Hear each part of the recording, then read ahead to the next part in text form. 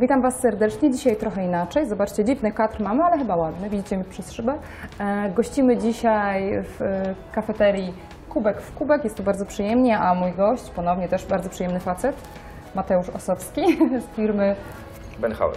Mateusz, jeżeli wiemy, że nasi klienci rozpoczęli proces zakupowy, wrzucili produkt do koszyka, ale nie dokończyli zakupu, nie dokonali płatności, co możemy z tym zrobić? Jak to badać, mierzyć, co z tym robić? Przede wszystkim to poniekąd już jest zmierzone. Na dzień dzisiejszy w Polsce około 70% internatów dokonuje właśnie takiego procesu, jak powiedziałaś. Tak? Wkładamy produkty do koszyka w sklepie internetowym i go opuszczamy. Powodów jest wiele. Jednym z nich są płatności, które mogą miejscami gdzieś spowodować, że uciekamy. Dlaczego? Dlatego, że na przykład nie ma naszego operatora płatności, naszego banku do szybkiego przelewu albo karty kredytowej, tudzież innej formy jak Skrill czy PayPal, którą akurat chcemy wybrać. Tak? Mało intuicyjne, tak? Niezbyt szybkie. Tak? Wymaga się od nas zrobienia czegoś dodatkowego, na przykład zalogowania się gdzieś tam, tak? Albo dokonania ręcznie przelewu przez nasz system bankowy, co już powoduje, że dochodzi więcej kliknięć i już uciekamy. Tak? Bo każdy proces w internecie musi być możliwie jak najprostszy, no i przede wszystkim, tak jak powiedziałaś, intuicyjny. I szybkie. Dokładnie. Dobrze, i co? Płatności powodują to, czyli brak tych intuicyjnych płatności szybkich powoduje, że ktoś może się zrazić i szukać gdzie indziej tego produktu. Co Dokładnie. jeszcze? To jest jeden z powodów. Kolejnym bardzo ważnym elementem jest wysyłka.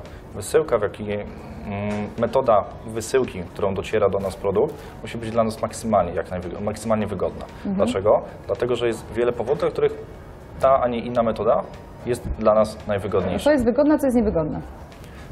Co kto lubi. Dla Ciebie może być najwygodniejszym rozwiązaniem kurier, który tą paczkę z Twoim produktem przywiezie do biura czy do domu, w którym będą dzieci i mogą tą paczkę odebrać. Tak?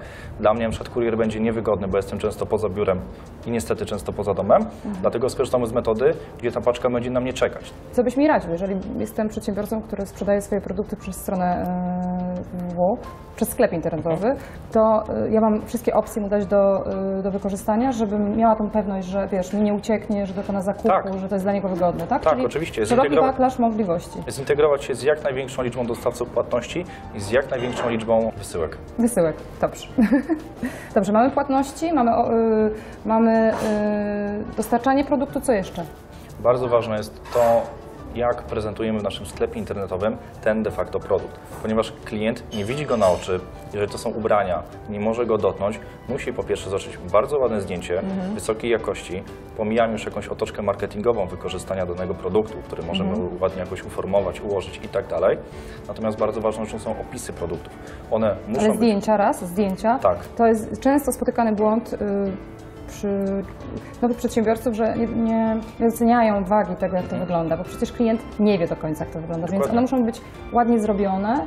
Nie rekomendujemy kupowania ze samodzielne zdjęcia. Dokładnie i estetyczne, tak? Czyli bardzo ważne to jest, tak? Na tym nie oszczędzamy. Nie. Okej, dobra, zdjęcie, opis produktu. Co z tym opisem? Musimy wiedzieć, co kupujemy.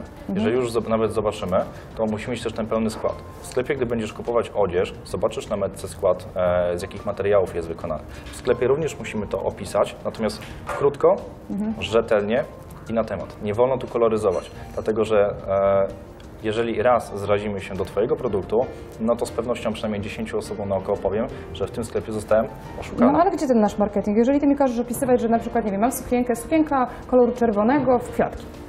A ja bym chciała, żeby tam było, wiesz, więcej, bo mnie to nie zachęciło, żeby tą sukienkę kupić. To co, nie możemy napisać, że ona będzie w niej świetnie wyglądać? To już nie jest dobry opis produktu? No mnie też by nie zachęciło, bo sukienka jest mi do niczego niepotrzebna. Znaczy, natomiast wolałbym w takim razie porozmawiać o t-shircie, tak?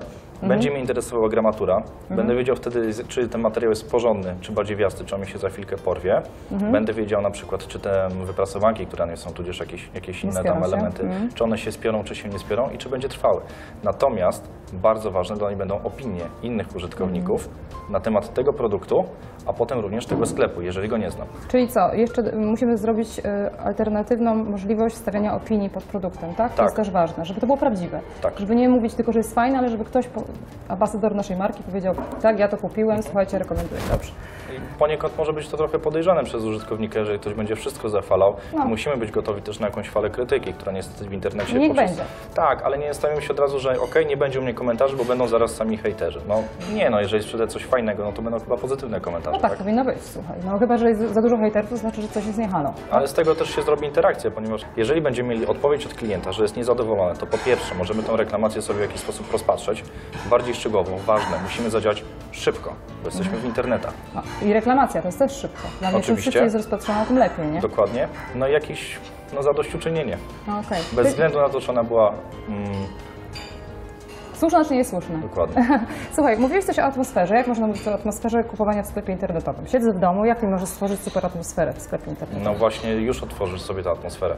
Siedzisz wygodnie w domu, na kanapie, popijając jakiś napój, na przykład dobrą kawę, dookoła ganiają dzieciaki i wszystko jest ok, fajnie. Dokonujesz zakupu, znajdujesz sobie jakiś fajny produkt. Powiedzmy, że bardzo potrzebujesz w tym momencie stroju kąpielowego, bo za chwilę pojedziesz na urlop, tak? No i okej, znajdę ten fajny, wymarzony strój, wszystko jest super, dochodzimy do zakupu, ale nie ma mojego banku do płatności. Ja Ale teraz to muszę mówisz wyjść płatności, a nie atmosfera. To jest płatność czy atmosfera? Poniekąd jest to atmosfera, bo w momencie, kiedy dokonujesz tego zakupu, no to chcesz, żeby wszystko już było takie klik, klik, klik i Czyli fajne. co? Atmosfera to jest to całość w zasadzie, która spina się. Ta otoczka, wokół której ty dokonujesz tego zakupu, de facto leżąc wygodnie na kanapie Ale ja nie leżę z wygodnie na komputerem. kanapie. Na przykład robię to pokryjomu w firmie. To gdzie jest ta atmosfera, o której ty mówisz? No nie zrobisz tego pokryjomu w firmie, bo w firmie pracujesz, o tym wszyscy wiemy. No ale mogę dokonywać zakupu przez sklepy Tak, internetowe. to są jakieś intuicyjne, powiedzmy, napady chęci zakupowej, bym powiedział. Natomiast generalnie ten zakup będzie dokonany właśnie w domu, tak? Z laptopem na kolanach.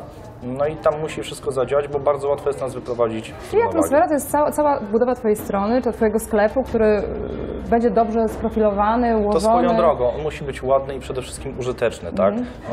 Jeżeli widzimy najnowsze trendy w internecie o wykorzystaniu kolejnych technologii, które pozwalają, aby strony internetowe czy sklepy były jeszcze fajniejsze, no tam nie ma, przyjazne. tak, no nie ma, że fajerwerki tam się dzieją Tak. i każdy jeden element, detal powoduje, że to jest jeszcze wow, fajniejsze, no i będziemy to polecać dalej.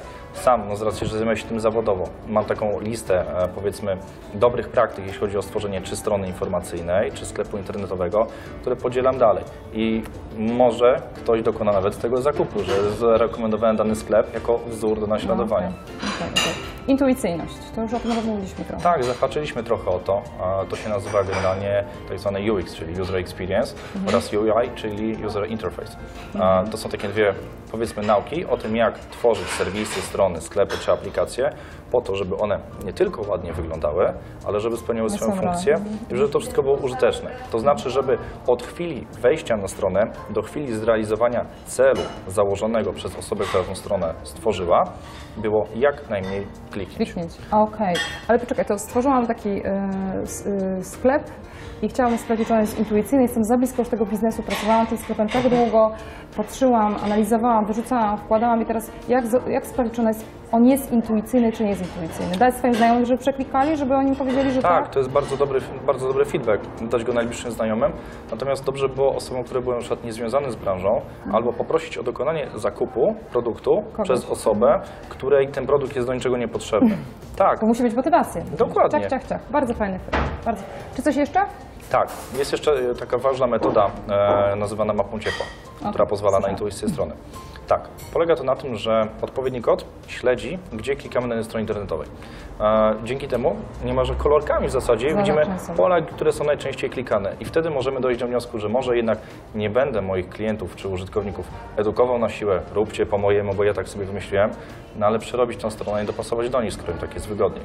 Wszyscy ci, co macie strony internetowe, sklepy internetowe, bardzo ważny odcinek, jeszcze raz go sobie obejrzyjcie, punkt po punkcie i przeanalizujcie, co wy moglibyście zmienić, poprawić w swoich biznesach, bo zawsze powtarzam, trzeba się uczyć i jeszcze raz uczyć.